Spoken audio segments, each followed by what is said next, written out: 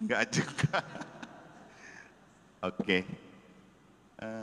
Yanto, apa sih perasaan di hatimu sehingga kau harus memberikan perhatian lebih untuk dia? Padahal kamu ini kan beda agama. Ini cinta beda agama. Tapi perhatian itu kan tidak memandang perbedaan.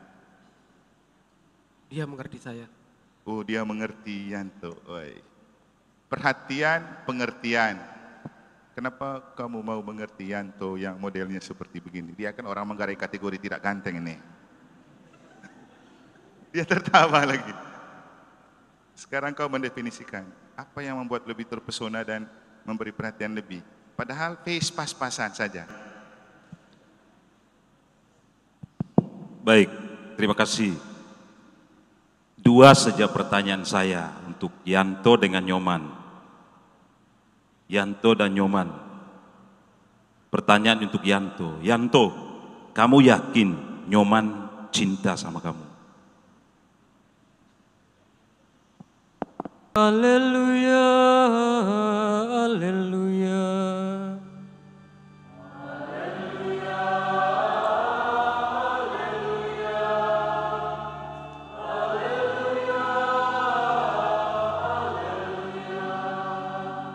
Apa yang dipersatukan Allah, janganlah diceraikan manusia.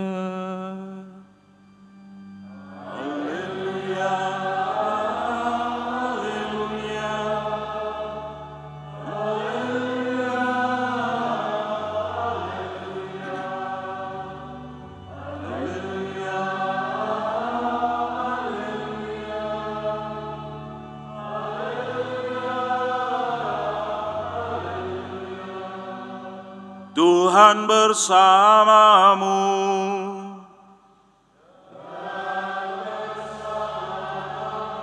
Inilah Injil suci menurut Yohanes.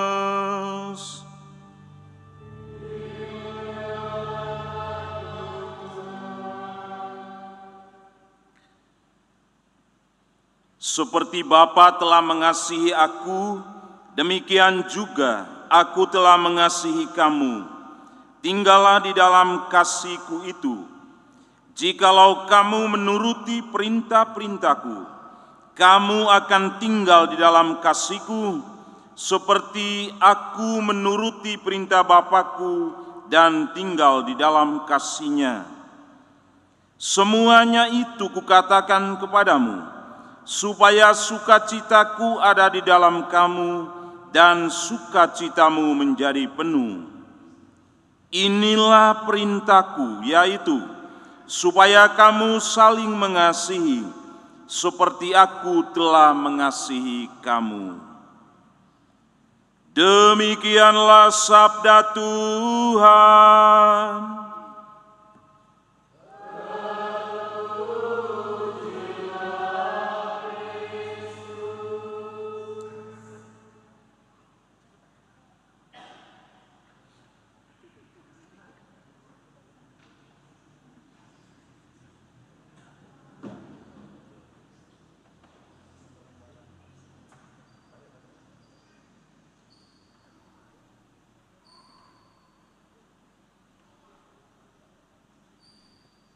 Cek. Yanto, Nyoman. Kamu menikah ini saya teringat waktu di negara, saya menikahkan orang Manggarai dan orang Bali. Mereka juga ini orang Manggarai dan orang Bali ya. Saya tadi tanya Yanto, waktu mau pengakuan, Yanto, kau bisa bahasa Manggarai kah? Dia bilang, hanya mengerti-mengerti saja Romo. Tapi kalau bahasa Bali, lancar. Kayaknya itu yang membuat dia gampang menaklukkan Nyoman ya. Dia rayu pakai bahasa Bali. Nyoman, apa kata pertama yang Yanto ungkapkan waktu dia tembak kamu? Hah? Hah? Enggak ada. Langsung touching love begitu, tanpa speaking love. Apa yang dia bilang? Pertamanya kenal di mana ya? Di Facebook tahun Di Facebook? Ya, 2018. Cuma berapa? Cuma sebulan. Akhirnya pisah itu tahun 2018, ketemu lagi di tahun 2019 mau ke 20. Apa sih kata-katanya Yanto yang membuat kau itu merasa, ya sudah, balik lagi dan jalani lagi? Gak ada sih, cuma Hah? nyaman aja gitu. Nyaman aja. Ya. Yanto, apa yang kau buat sehingga Nyoman ini merasa nyaman? Siapa tahu ada yang mau belajar dari caramu itu toh untuk menciptakan kenyamanan. Karena banyak kau punya teman-teman muda ini yang belum juga dapat, mungkin karena tidak nyaman walau sudah aman ya. Aman pendapatan, tapi cinta belum nyaman, itu juga masalah. Ya Ernest ya. Kira-kira apa sih trikmu? Gak usah takut kau Bapak dengar juga, siapa tahu itu juga warisan dari Bapak dulu toh cara menaklukkan mama. Apa yang tuh? Kasih perhatian lebih sih. Kasih perhatian lebih. Ya mau berikan aja. Wih, Karol ingat tuh. Kasih perhatian lebih. Perhatian itu biasa, tapi kalau sampai lebih, tapi setelah kamu menjalani pernikahan sudah beberapa tahun ini, memang setelah pacaran, dia masih lebih memberikan perhatian untuk Nyoman. Enggak juga. Oke. Yanto, apa sih perasaan di hatimu sehingga kau harus memberikan perhatian lebih untuk dia? Padahal kamu ini kan beda agama. Ini cinta beda agama. Tapi perhatian itu kan tidak memandang perbedaan. Dia mengerti saya. Oh, dia mengerti Yanto. Oi. Perhatian, pengertian. Kenapa kamu mau mengerti Yanto yang modelnya seperti begini? Dia kan orang Manggarai kategori tidak ganteng ini. Dia tertawa lagi. Sekarang kau mendefinisikan apa yang membuat lebih terpesona dan memberi perhatian lebih. Padahal face pas-pasan saja. Kalau dia sama saya itu Romo, kalau saya bilang enggak itu dia tidak. Dia menurut sama saya apa yang saya bilang. Oh, menurut. Ya, inilah kata yang saya mau tekankan dari dua bacaan suci. Ketika tadi di bagian pengantar saya bilang apa? Ada caption dari orangnya ada di sini. Pasti dia tersenyum kalau dengar lagi itu caption story-nya. Jangan memberi karena belas kasihan, berilah karena kasih. Bahasa Manggarainya kasih itu apa? Tei, itu ada Pak Gordi. Tei berarti, misalnya gini, saya kasih ini mic ke Bapak Tua, berarti saya beri habis, tidak lagi yang tersisa. Kasih itu tentang beri habis. Dan beri dengan tulus. Kalau kasihan itu, ya saya punya satu bungkus rokok, lihat Karol tidak isap rokok, atau lihat Trino tidak juga isap rokok padahal sudah sama-sama minum kopi, ya sudah saya kasihan kau daripada kau tidak isap, saya kasih kau rokok, tapi masih ada untuk saya. Jadi karena kasihan itu beri dan masih ada tersisa, bisa jadi beri sebagian karena kasihan. Tapi kalau karena kasih itu tuntas dan total, tidak ada yang tersisa. Bilang saya beri kau ini rokok, saya mengasihi kau satu bungkus begitu, gitu ya. Ernest? Kalau kita kasih teman rokok itu jangan karena kasihan, tapi karena kasih. Beri satu bungkus, kasih habis. Kalau kasihan itu STM. Nah, bercinta juga begitu. Kalau mencintai karena kasih itu beri habis, jangan beri setengah-setengah. Kan ada juga cinta karena kasihan itu kan. Di rumah ada istri, kasihan lagi yang lain di tempat lain, lalu dikasih lagi perhatian. Itu kan? Itu cinta bukan karena kasih, tapi karena kasihan. Banyak kan gitu bapak-bapak. Karena dompetnya tebal, gampang dia kasihan sama orang yang di mana-mana begitu. Dan kita bersuami istri itu jangan karena kasihan. Makanya kamu nanti Nyoman, jangan mencintai Yanto karena kasihan sama dia. Mukanya tidak ada potongan lalu kau kasihan. Tidak. Demikian juga Yanto mencintai Nyoman, jangan karena kasihan. Maka beri perhatian lebih karena kasihan, tidak, karena kasih. Dan 1 Petrus bilang apa dalam bacaan pertama? Kasih itu tentang Allah yang lebih dahulu mengasihi kita. Dan itulah kenapa dalam Injil Yesus bilang apa? Hendaklah kamu saling mengasihi, sama seperti Bapa telah mengasihi aku, demikian juga aku telah mengasihi kamu, tinggallah dalam kasihku itu.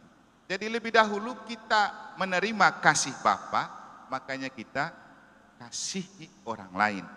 Nah, tadi saya bilang apa? Kamu ini kan cinta beda agama. Tuhan tidak pernah menciptakan agama.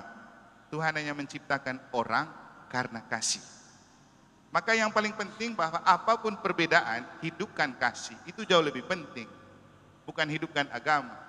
Kita di Indonesia lebih banyak hidupkan agama, lupa kasihnya. Maka yang terjadi adalah perang antara agama. Dulu pernah kita diskusi waktu rapat tentang bahaya anak OMK kita yang lompat pagar gitu. Sudah aktif-aktif di gereja, ikut kor, mestina, tiba-tiba pas nikah sama orang lain dan agama lain.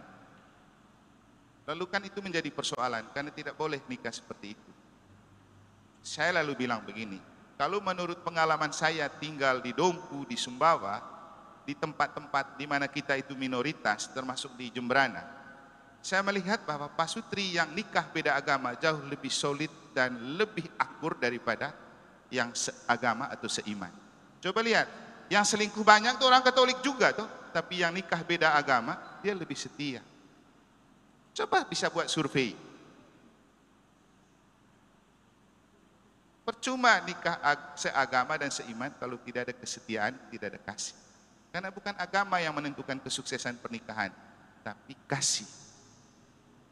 Makanya Nick Vujicic, sering saya bilang, Nick Vujicic, orang dari Rusia ke dari mana, itu yang tidak punya kaki dan berjalan dengan pantat saja, tapi dia motivator. Waktu datang ke Indonesia, dia diwawancari oleh beberapa stasiun televisi. Lalu bertanya, apa pesanmu terakhir sebelum meninggalkan Indonesia? Dia bilang apa? Saya tahu Indonesia orang punya agama banyak. Tapi jangan terus mempersoalkan agama. Hidupkan cinta. Apapun agamamu, hidupkan cinta. Jauh lebih baik kamu banyak bicara dan hidupkan cinta daripada bicara tentang agama. Ini kan karena kamu nikah beda agama ini. Kembali ke cerita di Jemberana. Saya waktu di Jemberana buat satu lagu karena melihat orang Manggarai nikah sama orang Bali. Lalu saya bikin satu lagu berjudul Cinta Lintas Batas. Nanti cek di YouTube saya. Dan teman nyanyinya, duetnya itu Jegek Jemberana. Namanya Gek Pitri, dia kan Hindu. Lalu kita membuat satu lagu dan disyuting di Pulau Menjangan, di Ragatnata, dan beberapa tempat. Dan di dalam lagu itu ada dua puisi. Puisi bahasa Bali dan puisi bahasa Manggarai. Kami kan beda agama, beda panggilan lagi. Dia Hindu, Jegek Jemberana. Nah, dia tertarik dengan ada beberapa kata menarik di lagu itu yang saya buat. Salah satunya begini. Walau lahir dari perbedaan, kita tetap tercipta pencipta yang sama. Referennya begini. Oh indahnya cinta lintas batas, melintas alam arungi laut, tak peduli dengan perbedaan, karena perbedaan bukan alasan. Selanjutnya nanti kamu dengar di situ. Lagunya bermotif Bali, tapi bahasanya untuk mempersatukan perbedaan. Jadi Yanto dan Nyoman, kamu menikah dalam agama berbeda. Biarkan agamamu berbeda, tapi satukan cintamu dalam kasih Tuhan. Seperti pesan. Pesan Yesus itu bukan untuk agama ini, untuk agama itu. Untuk semua yang mencintai kasih. Untuk semua yang mencintai kasih dan mengasihi cinta. Itu beda ya. Tidak semua orang yang punya cinta itu mengasihi. Tapi semua orang yang mengasihi pasti punya cinta. Makanya pesan Yesus, tinggallah dalam kasihku. Karena cinta cuma sebatas perasaan manusiawi yang akan lekang oleh waktu. Misalnya, perasaannya Yanto yang memperhatikan Nyoman, itu waktu pacaran lebih perhatiannya. Setelah itu tidak terlalu kan. Karena perasaan itu akan lekang oleh waktu. Seiring penampilan. Ketika Nyoman tampak makin kusam dan kusut, maka rasa cinta Yanto juga pasti makin redup. Itulah cinta, dia akan lekang oleh waktu dan ruang. Tapi kalau kasih, justru semakin kusut dan semakin kusam, rasa cintanya makin menyala. Seperti bapak tua dan mama tua mereka ini, makin tua, makin muda spirit mencintainya. Ada Pak Pembimas itu Pak Gordi sama pasangan. Jadi pasangan-pasangan tua ini, kenapa mereka makin tua, makin kinclong dan makin menarik? Karena cinta bukan soal ketertarikan fisik, Bahwa masih muda kita mencintai karena ketertarikan fisik, tapi jangan lupa fisik juga akan loyo dan lapuk. Tapi perasaan mengasihi jangan sampai loyo dan lusuh seiring perjalanan waktu. Dan bagaimana merawat kasih? Ya, pesan Tuhan jelas. Supaya kamu saling mengasihi, tinggallah dalam kasihku. Itu. Maka doa dan misa itu penting. Bagaimana kasih itu kamu hidupkan dalam hidup perkawinanmu? Silakan dilanjutkan oleh Romo Iron. Karena Romo Iron itu spesialis kasih melampaui cinta. Dia punya banyak rasa cinta waktu kami sama-sama di seminari menengah. Tapi akhirnya dia menanggalkan cinta manusiawi demi kasih ilahi. Romo Iron silakan melanjutkan. Dia tadi duduk di samping saya, dia bilang biar saya lanjut khotbah. Teman kelas itu harus bersanding, jangan bersaing. Baik, terima kasih. Dua saja pertanyaan saya untuk Yanto dengan Nyoman. Yanto dan Nyoman. Pertanyaan untuk Yanto. Yanto, kamu yakin Nyoman cinta sama kamu?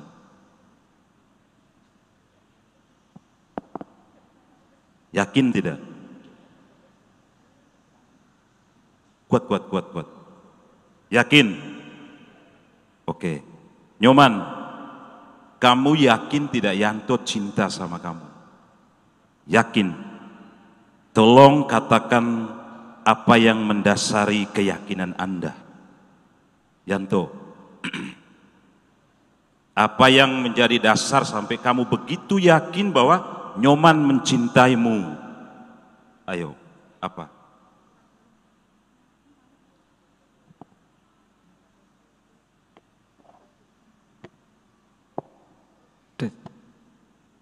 Saya yakin dia mencintai saya seumur hidup saya karena dia telah menemani saya di saat saya terpuruk sampai saat ini. Kita tepuk tangan untuk Yanto. Saat terpuruk, memang mestinya begitu. Sekarang Nyoman, apa yang membuat kamu yakin bahwa Yanto itu mencintaimu?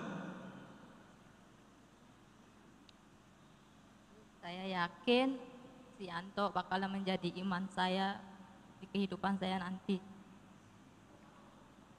Kita tepuk tangan untuk Nyoman. Pertanyaan kedua, jangan takut, hari ini adalah hari kamu berdua. Jadi anggap saja yang ada dan hadir di sini tidak ada begitu. Pertanyaan kedua, ketika kamu bangun rumah tangga, ini kan pilihan ya, pilihan bebas, pilihan murni, yang tidak dipaksakan, yang tidak punya syarat apa-apa. Sekarang ketika kamu bangun rumah tangga, sudah otomatis kamu mau mandiri. Oke, mau mandiri. Dan harapan semua orang bahwa kamu berdua akan menjadi pasangan keluarga yang patut diteladan dan dicontohi. Saya minta kamu dua beri pesan untuk teman-teman yang masih jomblo ini. Ya, Yanto dan Nyoman, saya mohon bantuan kamu berdua untuk beri pesan ke mereka yang masih jomblo. Ya, 1, 2, 3 dan banyak-banyak juga tidak apa-apa. Mulai dari Yanto. Pesan untuk yang masih jomblo, yang belum menikah. Buat teman-teman, lebih dimantangkan lagi ke depannya. Jangan salah pilih pasangan. Karena semua pasangan itu belum tentu bisa terima kita apa adanya. Karena materi lebih penting daripada cinta. Materi lebih penting, apa tadi? Materi tidak lebih penting dari cinta. Lebih penting daripada cinta. Ingat yang masih jomblo. Tapi saya yakin pesan itu juga universal ya, pun bagi yang sudah menikah. Supaya jangan terikat dengan materi. Tidak, kebahagiaan dalam cinta itu kan tidak memakai standar berapa banyak materi yang saya punya secara dunia. Ya, tapi seberapa kuat saya menjadi orang yang bijak dalam mengolah materi-materi itu. Ya, teman-teman yang masih jomblo, ingat pesan Yanto. Sekarang Nyoman, kasih pesan untuk mereka, pesan saja, tidak soal, pasti mereka tidak marah.